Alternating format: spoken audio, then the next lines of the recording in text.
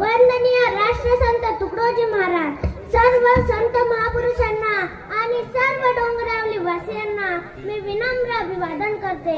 गुरुदेव सेवा मंडळ म्हणजे काय? गुरुदेव सेवा मंडळाचा माणूस म्हणजे काय?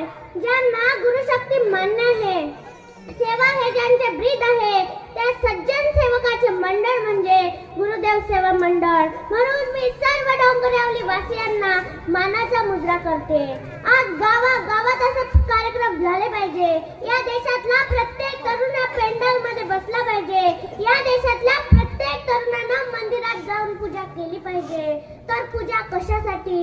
तर ज्या महाराजांचं शिव महापुराण ऐकल्यावर बेलाचं पान पोटाला लावलं की नॉर्मल डिलिव्हरी होते, याच्यासाठी नाही. तेल आणि बेल एकत्रित करून पेपराला चिटकवलं की मार्ग चांगले भेटते, याच्यासाठी नाही. तर मंदिरात कशासाठी गेलो पाहिजे?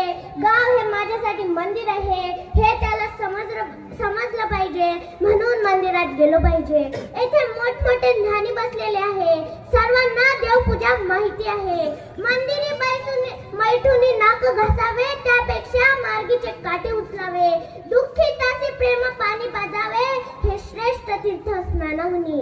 मोठमोठे महाराज पोते पुराण करतात, त्यांना एवढ्या शॉला भेटतात. ते जर मरण पावले तर इंधनाची गरज पडणार नाही. त्या शाल कपड्यातच त्यांचा क्रियाक्रम उरकून जाईल. त्यांची विशेष जेवणाची खायची सोय सुक्या मेव्यापासून आणि यांच्या घराबाहेरच्या गरीबाच्या लेकराले अंगावर घायला शॉल नाही. त्या मजारवर चादर चढवल्या जातात. चढ़ती उस मजार पे चादरे बेशुमार और बाहर बैठा फकीर ठंड में मर गया. त्या मजारवर चादर चढवल्या जातात, पण यांच्या घराबाहेरच्या फकीराच्या अंगावर शॉल नाही. महादेवाला दुधाचा अभिषेक आहे, पण महादेवाच्या गरीबाच्या लेकराले प्यायले दूध मिळत नाही. माया गर्भवती माय माऊलीले तूप भेटत नाही.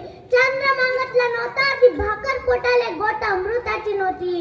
दूध तानुल्या. अरे या देशाची परिस्थिती पाहिली, एकाच्या महालात फुलतात भागा तर दुसऱ्याच राहण्यास धड नाही जागा. गरीबाच्या झोपडीत नसते सांजीचं दडण. रडू नका रे बाळांनो, बाबा गेले जोंधळाले. हा आहे काय हो वंदनीय राष्ट्रसंतांच्या स्वप्नातला भारत, ज्या तरुणांना स्वतः स्वराज्यात उडी घेऊन तरुण जागृत केले. आज प्रत्येक तरुणांच्या हातात, प्रत्येक लहान मुलांच्या हातात मोबाईलचं खेळणं लागलं. जो बाप रात्रंदिवस राबतो, आपले घाम गाळतो, त्या बापाला पोरं विसरून राहिले आणि मोबाईलवर पबजी खेळून राहिले. रात्रीचे 12 वाजता पोरं कोपऱ्यात बसलेली दिसतात. आने दे रे उसको, मार डालेंगे. म्हटलं पुन्हा मारते. पाहू त्याची तब्येत, हातापायाच्या काळ्या, छातीच्या पत्रवाळ्या, दारू गांजा पिऊन गाला अंदर गेली. तोंडाचा एक्सरे काढायचं काम नाही आणि हे थोबाड टाकते फेसबुक स्टेटसवर. स्टेटस ठेवणाऱ्या तमाम मानवांना विनंती आहे, स्टेटस ना माणसाचा स्टेटस बनत नसतं. स्टेटस ना माणसाचा स्टेटस बनत नसतं.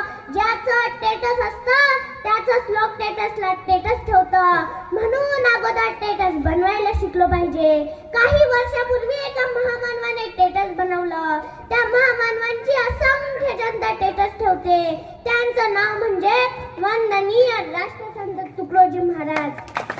राष्ट्रसंतांना अपेक्षित असणारा तरुण या देशात घडला पाहिजे. त्या तरुणांना जर राष्ट्रसंतांचं ग्रामविषयक कार्य जर पुढे नेलं तर नक्कीच देश महाशक्ती झाल्याशिवाय राहणार नाही. अनेक लोकांनी व्याख्याने केली, अनेक लोकांनी कादंबऱ्या लिहिल्या. ते म्हणतात तरुणपण म्हणजे निवड झोपाळ्यात झोपा घेणे नव्हे, तर वादळ वळ्यावर स्वार होऊन देहाची गुढी उभारणे म्हणजे खरं तरुणपण होय.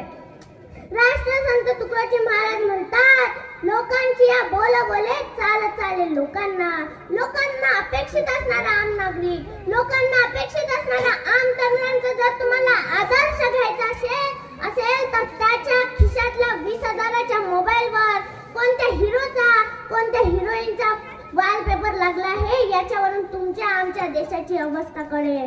दुर्दैवानं 14व्या वर्षी स्वराज्याची शपथ घेणारे शिवछत्रपती आमच्या तरुणांना माहित नाही. लग्नाच्या वयात स्वराज्यासाठी फासावर जाणारे भगतसिंग आमच्या तरुणांना माहित नाही.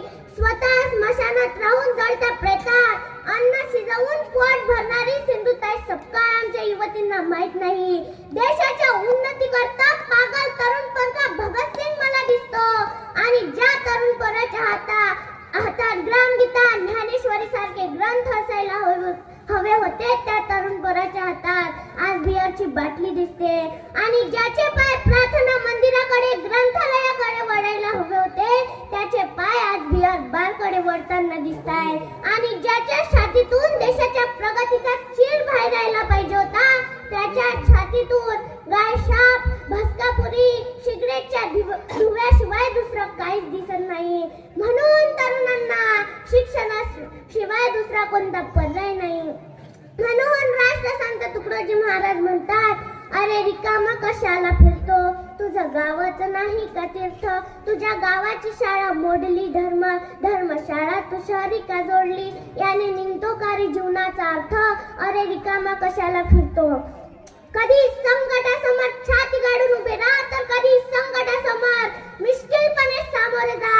पण आपल्याला चालायचं आहे, पुढे जायचं आहे. हे स्वप्न मात्र दादा ताई तुमच्यामध्ये असलं पाहिजे आणि त्यासाठी तुमच्यापाशी असला पाहिजे कमालीचा आत्मविश्वास. मला सांगा, जंगलाचा राजा कोण? जंगलामध्ये धावतो कोण छान? जंगलामध्ये नाचतो कोण छान? जंगलामध्ये ताकद कोणाच्या अंगात आहे? जंगलामध्ये उंच कोण आहे? जंगलामध्ये गातो कोण छान? आता मला सांगा, सिंहाला मोरा इतकं नाचता येतं का? कोकिळा इतकं गाता येतं का? जिराफ इतका उंच आहे का? मग सिंहाला जंगलाचा राजा कोण केलं? त्यानं जाहीर केलं, मी जंगलाचा राजा आहे. आणि कारण काय माहिती आहे? त्याच्यामध्ये कमालीचा आत्मविश्वास आहे. सकाळी उठून असा रुबाबात चालतो ना, समोर किती मोठा प्राणी आला त्याच्या डोळ्यात डोळे घालून बघते सिंह आणि त्याला म्हणते, जंगलाचा राजा मी आहे, बाजूला हो. हा जो कमालीचा आत्मविश्वास आहे ना, हा आत्मविश्वास पोरांनो तुमच्यामध्ये असला पाहिजे. मोठी स्वप्न बघा, काय करायचं ते आज ठरवा. परदेशातली अनेक विद्यापीठ आता आपल्या भारतात येऊन पाहताय. आता आपली स्पर्धा जगासोबत आहे. म्हणून तुमचे 96%, 97%, 99% मार्क जरूर मिळवा. आणि मार्काच्या सोबत आपण कोणती कौशल्य आत्मसात करतो का? जपानचं हिरोशिमा नागासाकी सगळं उद्ध्वस्त झालं, पण जपान पुन्हा ताटमानेने उभं राहिलं. कुणाच्या भरोशावर उभं राहिलं? तर आपल्या सारख्याच चेंगू मेंगू पोरांच्या भरोशावर उभं राहिलं. पोरांना कळलं, आमचं काम आमचं ज्ञान हे देशासाठी आहे. पण आमचं झालंय काय? आम्ही सगळ्या मार्गांमध्ये अडकलोय. माझं सगळ्या पालकांना सांगणं आहे, पोरांना शिक्षकांच्या हातात देऊन टाकलं म्हणजे आपली जबाबदारी संपत नाही. पोरांना चांगल्या शाळेत टाकलं म्हणजे आपलं कर्तव्य संपत नाही. घरी गेल्यावर 5 मिनिट पोरांच्या अभ्यासाविषयी आपण बोलतो का? तुम्ही म्हणाल आम्हाला वेळ कुठे आहे, आम्हाला त्याचं इंग्रजी कळतं का, आम्हाला त्याचं गणित कळतं का, आम्हाला त्याचं सायन्स कळतं का, आम्हाला त्याचं विज्ञान कळतं का? नाही कळलं तरी चालेल, पण पोरांना विचारा, आज काय शिकलाय शाळेत, उद्या काय अभ्यास लिहून आणायला सांगितला. इथून जरी सुरुवात केली ना तरी पोरांना कळेल आमच्या आई वडिलांचं लक्ष आमच्याकडे आहे. एखादी गोष्ट करायची आहे पण धाडस नसणं. बरं, भीती फक्त अपयशाची नसते, बऱ्याचदा भीती यशाचीही असते. आमच्या इथे एका नातेवाईकाचा जपानला जाण्यासाठी नंबर लागला. यांना भीती विमानात बसायची, विमान पडले तर मी मरून जाईल. आता एवढ्या शिकल्या सवरल्या माणसाला विमानात बसायची भीती वाटावीच कशी? ही भीती सगळ्यात धोकादायक आहे. आणि ही भीती बाहेरून कुणी निर्माण करत नसते, ती आपल्या मनातून निर्माण होते. ती भीती आपल्या आत्मविश्वासाच्या अभावातून निर्माण होते. बरेच लोक, जमेल का तुला? नाही, खूप कठीण विषय असतात.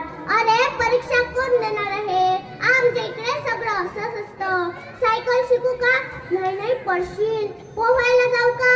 नाही, बुडशील. अरे, मग करू काय? टीव्ही बघ. कसं हो, आमच्या लहानपणी आमचे आई वडील आपल्याला म्हणायचे, इकडे नको जाऊ, बाहू आहे, तिकडे नको जाऊ, बाहू आहे. अंधारात नको जाऊ भाऊ आहे. लहानपणाच्या कोड्या मेंदूत तो भाऊ असा बसतो ना, लग्न झाल्यावर पण बरेच लोक अंधारा खोलीत जातच नाही. हा दोष त्या माणसाचा नाही, त्याच्यावर लहानपणी जे संस्कार झाले ना, अंधारात भाऊ असतो तो जातच नाही. किती मोठी अडचण निर्माण झाली. आमची सतत आमच्या अर्धजागृत मनावर कुणीतरी भीती घालत असतं. यूपीएससी, अरे बापरे बोलूच नका. एमपीएससी, ते तर सांगूच नका, ती तर फारच कठीण आहे. छोट्या स्पर्धा परीक्षा त्याही कठीणच आहे. डॉक्टर की वकील की तीही कठीणच आहे. अरे बाबा, मग सोपं काय आहे? यशाची पायरी जर तुम्हाला गाठायची असेल तर ध्येय आणि कष्ट ठरवावंच लागेल. माझे आई वडील कधीच आम्हाला म्हणत नाही बेटा अभ्यास कर. आमचे आई वडील आम्हाला म्हणतात, बेटा तुला जो विषय खूप आवडतो ना, त्यात एवढं समज की तुझ्या बरोबर कोणी राहूच नाही. आणि माझा मोठेपणा म्हणून सांगत नाही, मी कोणतेही चित्र द्या 5 मिनिटात काढू शकते. भाषण पाठांतरचा सोडाच, वर्ग 12वीचे पुस्तक 5 ते 6 दिवसात पूर्ण पाठ करू शकते. आणि हे मीच नाही तर तुम्ही पण करू शकता, पण त्यासाठी लागतो कमालीचा आत्मविश्वास. तुम्ही नापास झाला, मार्क कमी पडले, कदाचित तुम्ही मागच्या तलाठी पोलीस मध्ये नसाल. ना लागू द्या, कारण एक जीत से कोई सिकंदर और एक हार से कोई फकीर नहीं होता. त्यासाठी आपल्यालाच आपल्या स्पर्धा परीक्षा कराव्या लागेल. आपण काल कुठे होतो? कोणत्या वायफळ लोकांच्या संपर्कात आलो? त्यांच्यासोबत आपण किती वेळ गमावला? त्यात आपण काही शिकलो असतो का? आमच्या आई वडिलांचा आपण विचार करत नाही. आमचे आई वडील स्वतः चप्पल बनियान पण घेणार नाही, पण आम्हाला काहीच कमी पडू देत नाही. आमच्या वडिलांनी घेतलेले कर्ज, शेतीची नापिकी, पिकाला न मिळालेल्या बाजारभावामुळे आमच्या वडिलांच्या चेहऱ्यावरल्या सुरकुत्या पहा. मग तुम्हाला भविष्यात कुठल्या गोष्टीची, कुठल्या स्टेटसची, कुठल्या भाषणाची भविष्यात गरज पडणार नाही. एक राजा होता, त्याला एकुलती एक सुंदर मुलगी होती. त्या मुलीचं लग्न करायचं ठरवलं, पण राजाला जावई पाहिजे होता शूर पराक्रमी. त्यासाठी काय करावं तर राजाने एक स्विमिंग टँक हौद बांधला आणि सांगितलं, जो कोणी या हौदावरून या काठावरून त्या काठावर पोहून जाईल त्याच्याशी माझ्या मुलीचं लग्न लावून बक्षीस देण्यात येईल. मग काय गर्दीच झाली ना तरुणांची. हौसे गवसे नवसे सर्वच जमा झाली. ज्यांना पॅन्ट घालायची पण अक्कल नव्हती ते पण लाईनला लागले. आहेत काय काकू, या शेल्यावरून त्या शेल्यावर तर जायचं आहे, त्यासाठी एवढी सुंदर मुलगी आणि अर्ध राज्य कशाला म्हणते? एकानं तर कपडेच काढले आणि उडी मारतं का तर तेवढ्यात राजाने घोषणा केली, मी काय तुम्हाला एडावेळी वाटलो का रे? माझ्या अर्ध राज्य सहजच बक्षीस देईल. या हौदात साप आहे, मगर आहे, विंचू आहे, खेकडा आहे. कपडे काढणाऱ्यानं तर कपडेच घालून घेतले आणि मनात म्हणाला, जान है तो जहान है, जीवन एकदाच मिळते. मेल्यावर काय काबाची बापाची सुंदरी आणि अर्ध राज्य. त्यानं कपडे किपडे घातले. अर्धा तास झाला, पाऊण तास झाला, कुणी उडी मारायचं धाडसच नव्हतं दाखवत आणि कुणीतरी एक पटकन उडी मारली. राजा कोमात गेला. राजाला वाटलं आपल्यापेक्षा कुणीतरी बिलंदर निघालं. ज्यानं हौदात उडी मारली ते पोहत पोहत अर्ध्यात पोहोचलं. त्याला विचार आला, या हौदात साप आहे, मगर आहे, विंचू आहे, खेकडा आहे. त्यानं मनाचा निर्धार केला. सर्व ताकद एकवटून लावून आणखीन ताकदीनं पोहू लागला आणि पोहता पोहता तो पलीकडल्या काठावर जाऊन पोहोचला. राजा म्हणाला, आज मी धन्य झालो. या राज्याला पुढे चालवणारा शूरवीर पराक्रमी राजा मिळाला. अरे, ज्याला मरण्याची फिक्र नाही, माझ्या मुलीच्या राज्याची काळजी अतिशय चांगल्या पद्धतीने स्वीकारेल जावई बापू. घ्या ही वर्णमाला आणि माझ्या मुलीच्या गळ्यात टाका. त्याने वर्णमाला तर घेतलीच नाही, राजाच्या हातातला माईक घेतला आणि राजाला म्हणाला, ते तुझी सुंदर राजकुमारी आणि अर्ध राज्य चुलीत घाल. पहिले मला होतात धक्का मारून लोटलं कुणी, त्याचं नाव सांग. प्रत्येकात काही वेगळे गुण आहे, ते वेगळे गुण आपल्याला शोधता आले पाहिजे. तुम्ही जर म्हणाल मला मला भाषण कर, मी करेल. चित्रकार मी काढेल, पण तुम्ही जर म्हणाल मला कुस्ती खेळून दाखव, माझ्याकडून नाही जमणार. प्रत्येकात काही वेगळे गुण आहे. तुकडोजी महाराज आध्यात्मिक आणि विज्ञानवादी होते. त्यांचा जन्म अमरावती जिल्ह्यातील यावली शहीद या गावी झाला. त्यांची कीर्ती देशातच नव्हे तर देशाच्या बाहेर पोहोचली. चौथी शिकलेल्या राष्ट्रसंतांनी 56 ग्रंथाची निर्मिती केली. त्यांनी आपल्या भजनातून समाज प्रबोधनाचे कार्य केले. देव दगडात नसून माणसात आहे हे त्यांचे परखड मत होते. डिजिटल इंडिया आज होत आहे, पण महाराजांनी त्या काळात डिजिटल इंडियाची स्थापना केली. देश जर महाशक्ती बनवायचा असेल तर विकासाची गंगा खेड्यातून वाहिली पाहिजे. पण आपले नेते शहरात राहायला गेले.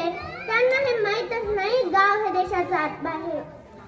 आजकाल शासनकर्ते पुतळे उभारण्याकरता दुसऱ्या देशाकडून कर्ज घेतात, पण शाळा, कॉलेज, दवाखाने बांधणार नाही. आज मंदिर, मस्जिद, धर्मात कलह सुरू आहे. जर आपण असेच भांडण राहू तर पुन्हा गुलामगिरी आल्याशिवाय राहणार नाही. प्रत्येक तरुणी मोबाईलवर टिकटॉक करत बसत आहे. दिवसेंदिवस परिस्थिती काय झाली? घरापुरची तुळशी गेली, घरातली माणसं आळशी झाली. घरापुरचा सडा गेला, घरामध्ये राडा झाला. घरापुरची रांगोळी गेली, घरातली माणसं रंगोळी झाली. आईची मम्मी झाली, मम्मी रमी खेळू लागली. बाबाचा डॅडी झाला, डॅडी ब्रँडी पिऊ लागला. आईची मम, बाबाचा पॉप, पॉपच्या जमान्यात आपल्या लेकराचा लॉलीपॉप कधी झाला हा आम्हालाच कळलं नाही. म्हणून राष्ट्रसंत सांगून गेले, जमाने में बदल आजकल हो रहा है, जरा गौर से तो देखो सब पाप बढ़ रहा है. शुभेच्छा दे ना. सर्वांना